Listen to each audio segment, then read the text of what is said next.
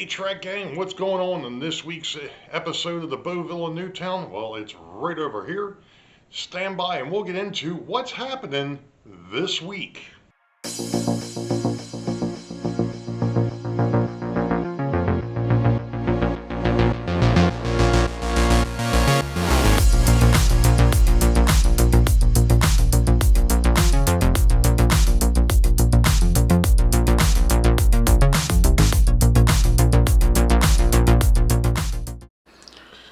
Well, hello Trek Gang.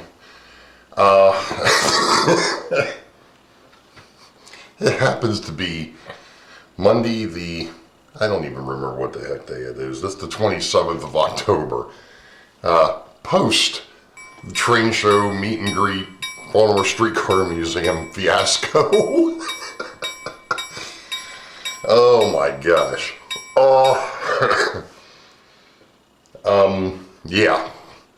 This is going to be episode 37, I believe it is. I'll fix it if I have to. Wanted to go over just a couple of quick things. First off, what a group. If I'm going to go backwards, I guess, is probably the better way to do it. So if you didn't catch last night's live stream, and Jenny, Dave, and Steve from Stormy Sky, I really apologize for not getting the message for you to link over to my live stream last night. As you all know, you were in it. It was pure comedy for 2.5 hours. But I apologize for that, because when we got done with the Streetcar Museum, I got back to the house. I went ahead and was trying to get dinner together, actually getting the machine set up to do the live stream last night. And then while we were at the Streetcar Museum, my daughter had actually called me. It wasn't important, but I needed to call her back. So while I'm trying to get dinner, I'm talking to her, trying to eat dinner, get things set up down here. And right after my live stream started, I had 3 surprise guests on the stream. JD, Jack, and Joe, thanks for coming over. That was an absolute blast. I'm hoping that you guys were able to get up at 5 o'clock this morning to get on the road to where your next destination is. But, oh my gosh. Yeah, that was a blast. So from that point, like I said, we're going to go backwards. We spent the day down at the Streetcar Museum from like noon until like 4:30ish, I think it was. Had a great time. They had only 2 of the streetcars running yesterday. One of the older ones, I've got pictures. I'll be putting those up at some point on here. And I did get some video because while we were down there, the CSX had 2 trains going out. So the thing is the CSX line is on bridges over top of the Streetcar Museum's line. And when the freight train is moving, the streetcars stop. And it's a safety thing.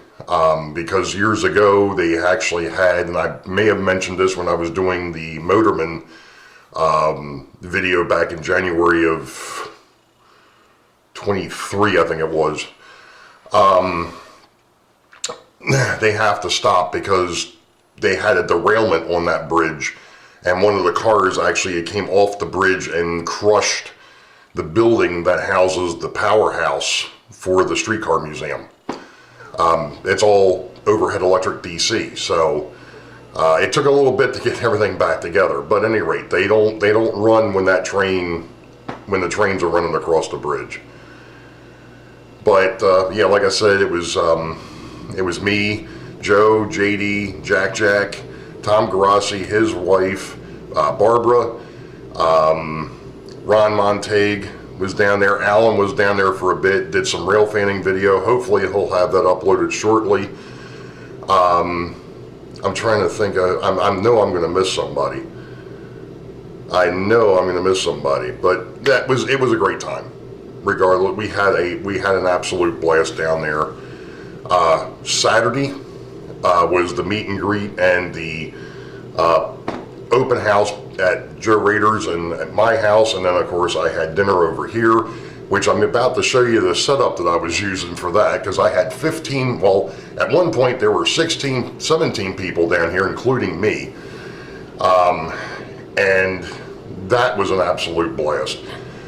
They had all gone over to Joe's at like 2 o'clock-ish, and then they came over here at about 4:15. Unfortunately, the food got here a little quicker than what it was supposed to. That is one thing I will change for next year.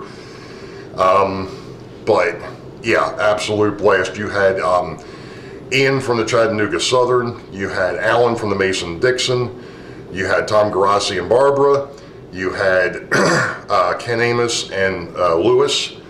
Ken Amos was BNO 51 and his cousin Lewis. You had Joe over here, JD, Jack, Ron Montague, Anthony from the Georgia Sunbelt was here. Frank Neer was here. He was part of the old FCSME, and now he's a part, I believe, of the Prince William County Society of Model Engineers, which is the same club that Steve the Plumber is a part of. Steve the Plumber was here, Plumber 33. Gosh darn, I know I'm missing somebody. I'm trying to remember faces at the tables over here, and of course it's just, it was Life with Roscoe. Mr. Martin was here. First time meeting Mr. Martin. It was good to have him over here. Dave from DB Tech was here, obviously. Like I said, I know I'm going to forget somebody, and one of these things that Joe Rader did that I had thought about doing and I haven't done it, and I'm going to put something together, is putting together a guest book. So that way everybody can fill it, so that way I can remember, because I'm getting old and things go in one ear and out the other. So, Alan from the Mason-Dixon was here. I'm not sure if I mentioned that. But anyway, let's go ahead and take a little bit of a tour here, and I'll show you what we had going on. So, obviously this is the computer system and my normal working area. I had the kitchen table over here, had the food on it and some of the drinks. The rest of the drinks were over at the refrigerator at the bar. And then over on this side, which used to be our workout area until my daughter moved out, that is now in behind the double doors, which has actually become storage for the moment. But I had tables and chairs set up over here. So everybody had some place to sit and eat and talk, and it was a good time. It was an absolute blast having everybody over here. Now, go back to the train show and the meet and greet. There were some folks that, obviously I've already mentioned, the ones that came back to the two open houses or layout tours. Those folks were there, but there were a couple extra people that were actually at the meet and greet that did not make it over here. It was, yeah, Ron Piskel and his wife, and I know somebody told me last night, and it's already gone. So Ron and his wife were over there, and then John Author was also at the train show. They met up with us, the rest of the group over there. So, with that, I'm actually going to go back to the bench and go ahead and show you what I got from the train show and what was gifted to me over the weekend. So we'll be back in a bit. Actually, I got some cleanup to do before I can do anything else. All right, Track Gang. As you can see, we're back in the workshop. Namely because, as you know, when I had the gang over here Saturday night, I ran into a couple of issues. Of course, everything works great until you have somebody watching, and we all know that. We're model railroaders. We run into that all the time. And, you know, we were sitting there talking about it. When I started having issues, I said, the poor gremlins have really gotten Opa Dodge on his Friday streams here of late. I I have no idea. You know, it's just one of those things. Anyway, the two locomotives, or actually a locomotive and a dummy that I was having problems with, was this Baltimore, Ohio AHM Sealiner. Now, the coupler, I think, is the problem. And if I'm not mistaken, this one here is going to be a bit of a bear to fix. Why do I say that? Well, I believe that this is an actual spring-loaded truck, or I'm sorry, a spring-loaded coupler. And what I mean by that is that AHM at one point in time, in their infinite wisdom, decided that it would be a good idea to put a piece of sprung metal, like a spring, into this coupler box. So we're going to tear into this dude and see what we have, because I can tell it's not swinging the way it's supposed to. So in other words, just like any other horn hook, it's supposed to get pushed to one side and it's supposed to come back, and it's not. It's got no tension, which means that either the spring broke or it popped out of place, and I've got a feeling it's probably more or less the latter, where it's popped out of place. So we're going to pull the two screws here, hopefully. Oh, and that one, there's that one that's got the freaking, oh, this is going to be fun. I don't know why AHM did this either. They tapped the plastic frame and then they put a nut on the other side, which just makes things that much more interesting when you've got to go in here and repair this. And I don't even know if this is going to show up that well on camera or not, but we're going to get in here and see what we can, because I got a feeling my big hand's going to get in the way. But anyway, and I see the spring, and it looks like it's still sitting where it's supposed to.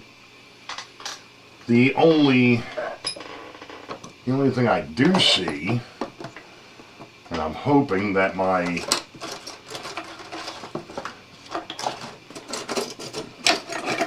tweezers are in the drawer here and not out at the layout someplace, which they shouldn't be because I cleaned everything up.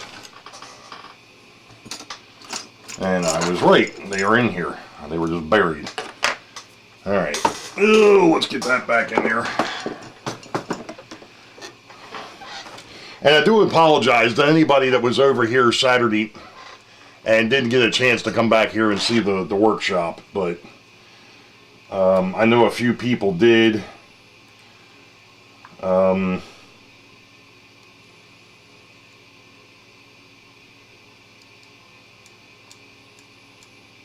That's better. I think that may have been the problem.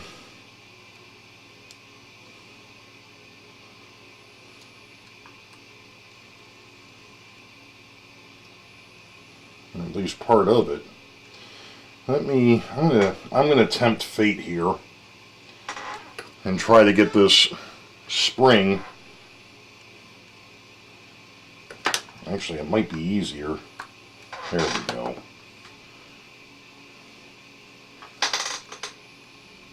Okay.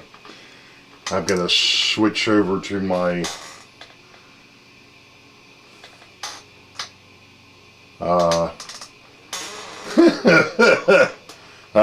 wonder what I did with those. Ah, heck. I'm looking for my magnifying goggles that should be hanging up, because everything should be back here and they're not hanging up. So you're going to have to give me a minute. I'll be right back. Alright folks, what a pain in the rear that was. I decided, because the spring that was in there was shot, and I don't have another one of those springs in now, of course, because of the fact that I changed out the coupler. Now I have no idea what happened to the spring that was in there, which is even better. It's somewhere on the bench here, I guess. Somewhere. I'll find it at some point. But yeah, so I've got another, I've replaced the coupler. We'll see if that actually works, and then we'll go from there. Okay, so the second issue was this guy, the B&N dummy locomotive. And Rodney actually found this one. It's one set of these wheels is like really, really tight, and I don't know why. Yeah, it's definitely rubbing up against something. The question is what and why? Let's see, where's my gauge? Yeah, they're a little tight. Okay, well, that would explain that. Let's see if I can get them out of here without too much hate and discontentment, unlike the other thing was causing me. Because to be perfectly honest, trying to get that damn nut back on that screw that you can't get to is a real pain. Oh, that's interesting. There's actually a spacer on this. Oh, they're still a little narrow.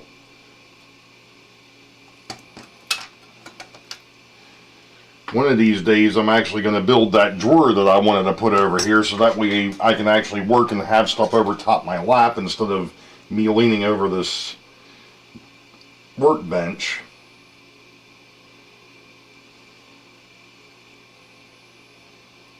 And one of the things that I was just noticing is that even though I got them back engaged, they were a little cattywampus. Alright, now we're back engaged. Let's stick it back in the truck.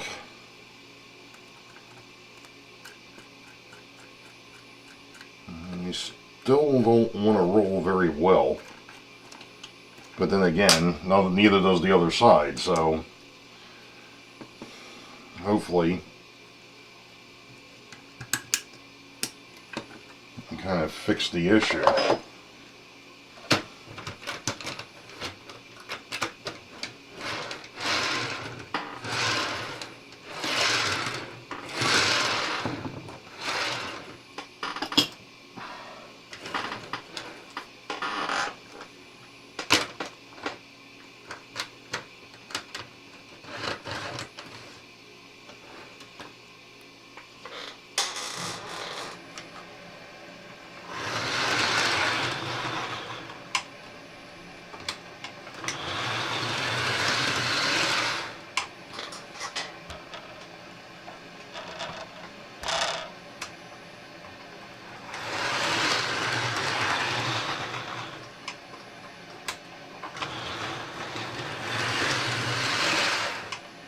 That sounds okay.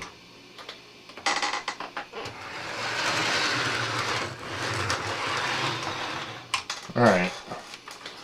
We'll give that a go. See what happens. Let's see here. I've got way too much stuff sitting on my bench here, and I can't put the, there we go. I'll put that back up there. Alright. So, I think I got that taken care of.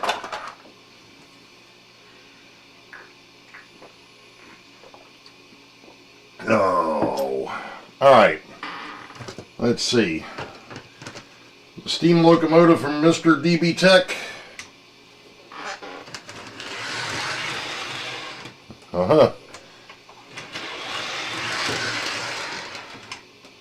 It's an interesting little runner. Wanted to see who the manufacturer was on this thing. I think it's a Revrossi. I'm going to need my magnifying glasses back on here. It is a Revrossi. Nice. Okay, well, that works. And I would suspect that the Streetcar is the same way, because I know he worked on these on his one live stream. Oh yeah. Alright. Cool. That takes care of those two. Now, for the gondola car,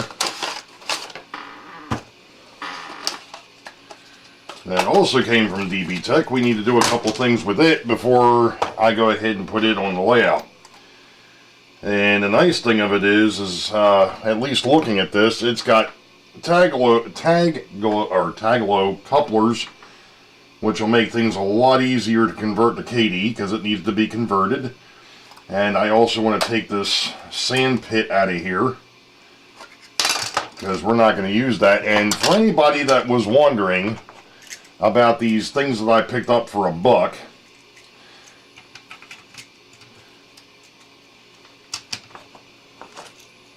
at the train show, that is what they're supposed to look like in the car. Let me go ahead and zoom that in a little bit for you. There we go. So there you go. I mean, I think these are sitting up a little bit high because this here's got inside bracing, which makes it a little, which means that it won't sit in there 100%. They're supposed to sit flat. I don't have another gondola car back here that I can put them in, but when I get them out on the layout, either what I'll do is I'll take the gondola cars and get rid of that inner ribbing. I don't know if it's going to show up, but you see what I'm talking about. There's this inner ribbing here that's keeping these from sitting flat in the car. I can either cut them out, or I can go ahead and modify the buckets to where they actually sit in the cars. I think most of my gondola cars don't have that inner ribbing, so I'll probably take this one and just kind of modify it a little bit and get that out of there. But at any rate, we'll be back in a minute after I get finished doing the conversion. Okay, so while I was in the midst of working back here, obviously we had issues trying to get that one locomotive fixed, but I think I got it. The light died. The battery, I killed the battery for the light.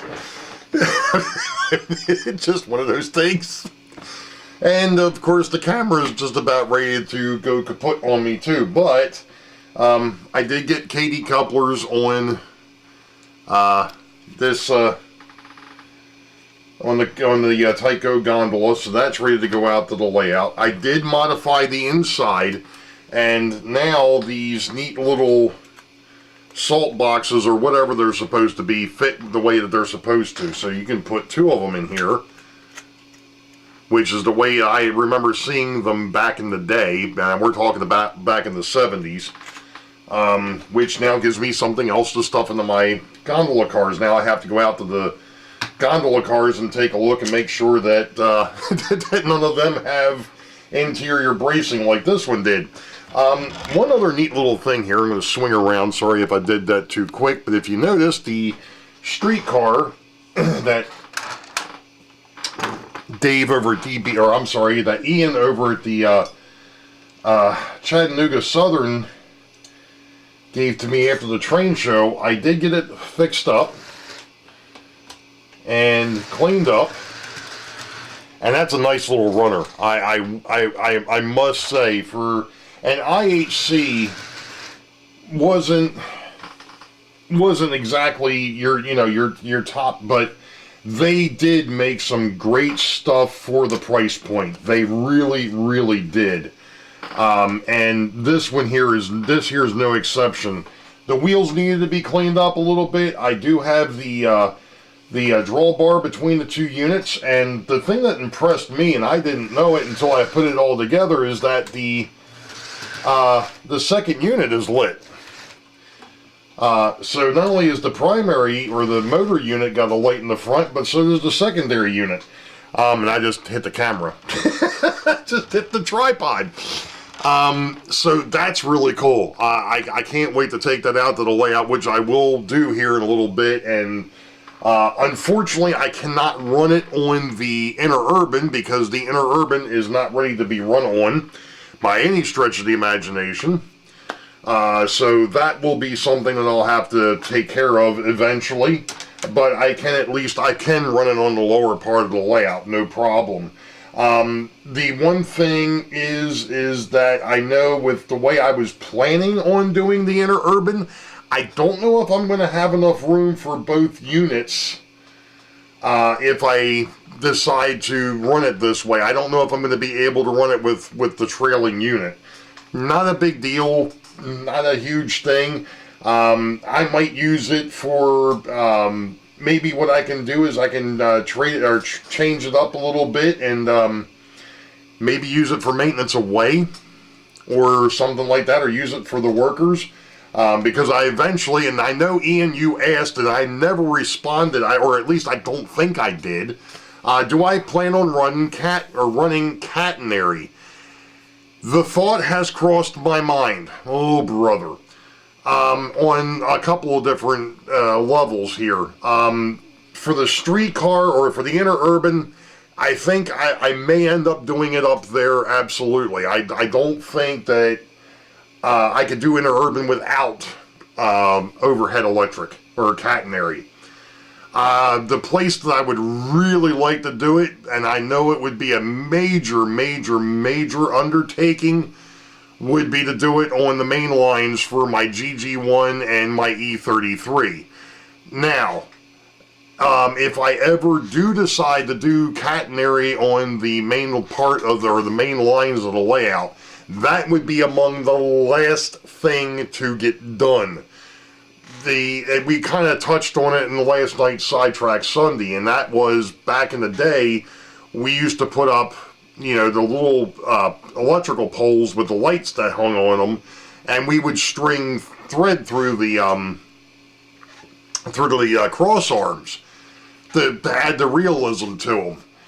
But that was the last thing that got done on that old Christmas layout years ago, was putting the thread through the cross arms. Because once you do that, you can't get in to mess with details and things of that nature. It just wasn't feasible. So it was better left to be the last thing that was done. So, and even with this, it'll be the last thing that gets done. I've got a lot of other things out there that I need to work on, and I kind of touched on that a little bit last night as well, where I'm going to stop here for a minute because I don't remember if I mentioned it before I started. Jack mentioned getting into a funk, and I will be completely honest with everybody, and I was there. It was eating at me because I wanted to get that backdrop painted. I wanted to get the scenery done on that second level around the dam, and I still want to get the dam done that everybody keeps picking on me about. The only thing that kept me going was knowing that I had the train show and I had given myself that deadline to get it done. Did I make it? No, I didn't. Why didn't you make it? Well, because the trees that I bought were the wrong size trees. That was the first problem. And the second problem is I never got around to finding the stuff that I actually wanted for the dam. So that I could paint the water in and so on and so forth. Did I make progress? Oh, absolutely. Am I happy with the progress? Yes. Like I said, the trees on the south end of the dam still kind of hurt me a little bit because they don't look anything like the trees on the north end. But then again, trees aren't the same anyway, so what's the big deal? I will say that having JD and Jack and everybody else over here, and the reason why I mainly call out Jack is Jack came over here and looked at this layout, and the more that I talked about what I want to do with this and how this thing operates, he wants to come. He's already said he's coming back in October of next year, and he wants to operate on the railroad. And I'm sitting there thinking to myself, okay, well, that means that I have got to fix that curved turnout underneath of Boeville on the south end, so that way we aren't sitting there trying to reach our hands up underneath there to push the frickin' train off the tracks, or down the tracks, I should say, because that's the only way that turnout's going to work right now. It's got an electrical conductivity issue, And I've been putting it off because it's like it's not a part of what I'm working on. Well, now it's going to be a part of what I'm working on. Basically, I'm looking at it like this. Jack just laid me a challenge that I cannot refuse. And Jack, if you're watching this, I want to thank you. You basically have given me a reason to continue the scenery around uptown Boeville and then through downtown Boeville to fix that switch, to fix the backdrop and the second level issue that I've got, because I was explaining on, I think I explained on Sidetrack Sunday, there is a major oops over there. The fact that I put the backdrop on top of the second level, and the only way I can take the second level off over there is to take that whole stretch of backdrop down, which that's not good. So that's stuff that is going to get fixed. They probably get fixed with, well, it's going to get fixed within the next year. I will have that section, uptown Boeville, downtown Boeville, and the interurban and that turnout fixed by the time the next October show rolls around. Because I am going to continue to do the YouTube meet and greets at the Great Scale Model Train Show, and then having people come back here after the show. I think that maybe Joe is still on board with that one as well. I'm not going to put words in his mouth. We'll discuss that a little bit more. We've got time. But obviously, I think that worked out great this year. There were a couple of things that I already told him that I would probably change. But regardless, I think we're going to do this again, absolutely do this again. Regardless, we're going to do a meet and greet at the Great Scale Model Train Show. Whether it's to the full extent that we did this year, if it's something different, who knows. But I've got some other ideas too. But we'll see what happens. So I'm going to go ahead and take this stuff out to the layout and do some stuff, and we'll be back.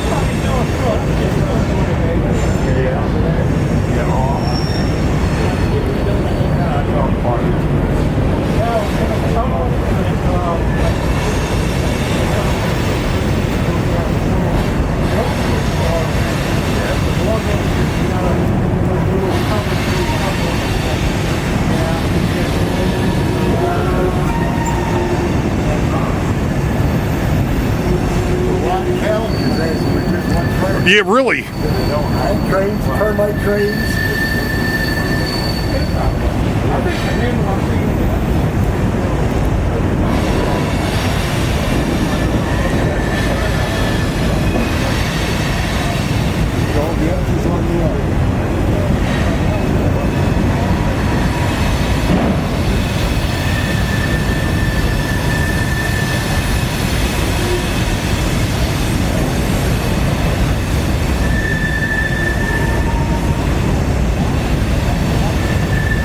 Yeah, we ain't going nowhere on the trolley for a while.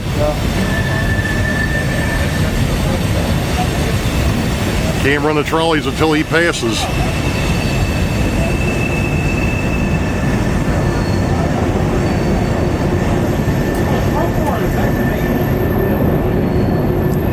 Oh, great.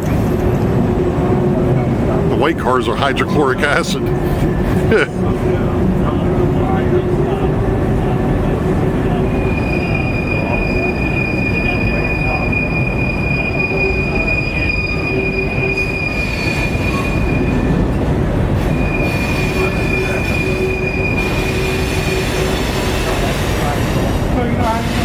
lot of weathering projects right there too. Yeah,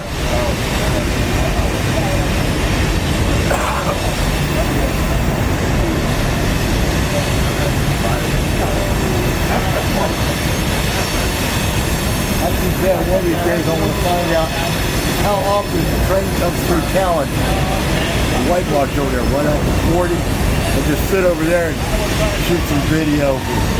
I've been over there a few times. From what I understand, it's random times. You may not see a train for 2 or 3 days.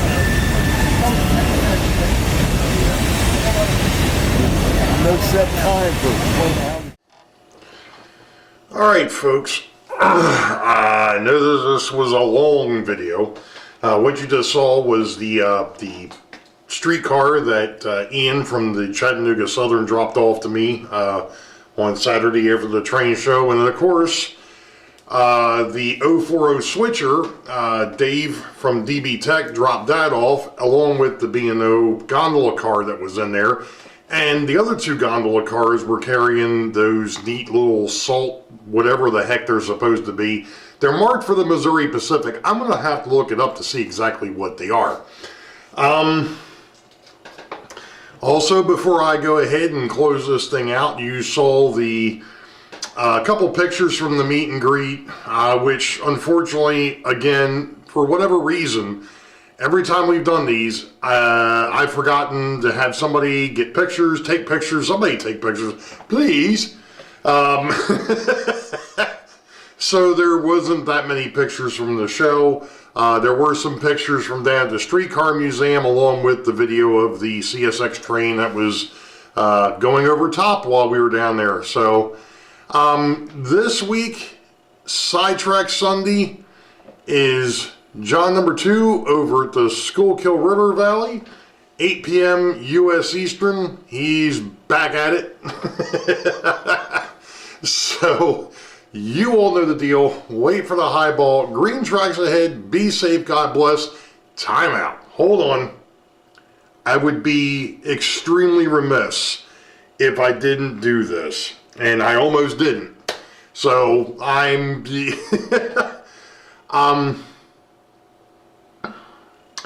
I really, really, really appreciate the camaraderie in this group. I've said it before, I'll say it again, we are no longer, there aren't friends in this group, there is family in this group. When you have somebody within the community that goes ahead and urges 3 other members that are in the area to crash a live stream, you know, it's an interesting thing. Besides the fact that just the having everybody that I had down here the other night, like I said, including me, it was 17 people at one point. And I know I've probably missed a few people, and that is one thing that I'm going to make sure that I have set up for next year, and that is not only off to the side was the donation box if you so choose to do so, but I'm also going to have a guest book, so that way I can start keeping track of the folks that come over here and see the BNN. And as I've stated before, it's you all that keep pushing me forward. There's a lot of work to be done here, and I know that there's a couple folks that have basically come out and said, look, if you need help, call me, you know, whatever. I may be taking you up on that, especially when I get over there in that corner where things are going to get a little nasty. But outside of that, just one more time, this community, I can't say it enough. I mean, this is definitely family, and you know, I I just don't know where else to go with that. We're family. That's it. You know, we have a ball. We absolutely do. So again, don't forget John number 2 over to Schuylkill River Valley this coming Sunday, first Sunday of November. I can't believe it's November already, but the first Sunday in November, John number 2, Schuylkill River Valley. Links in the description. You all know the deal. Wait for the high ball. Green tracks ahead. Be safe. God bless. We will catch you all next time. See ya.